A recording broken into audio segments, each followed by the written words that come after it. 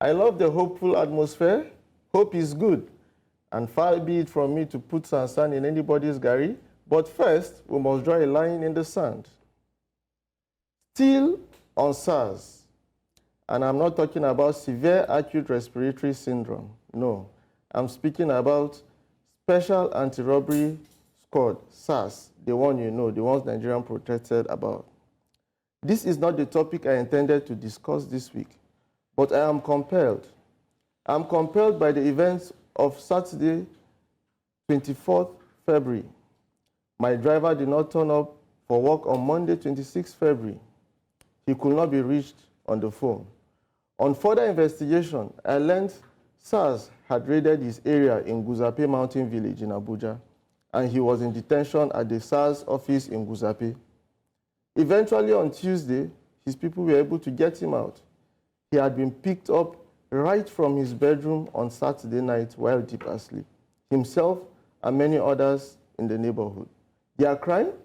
They were living in illegal shanties, and government wants to evacuate them.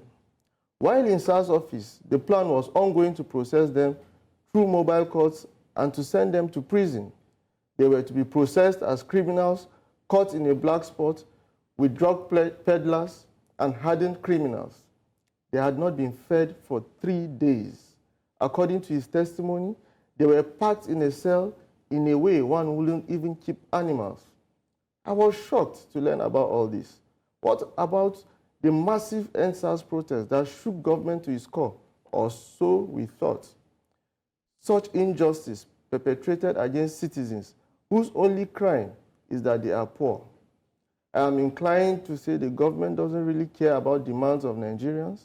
They wait for a protest or whatever agitation to pass, as it definitely will, and then continue business as usual.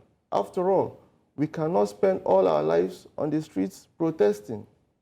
I will suggest that going forward, Nigerians make specific demands that government must meet before any protest, physical or virtual, ends. Specifically, heads of agencies found oppressing the people and breaking the law with impunity must be relieved of their duties. If it's the police, let the IG of police go. If it's a hospital, let the chief medical director go. If it's a university, let the vice chancellor go. If it's the army, let the army chief go.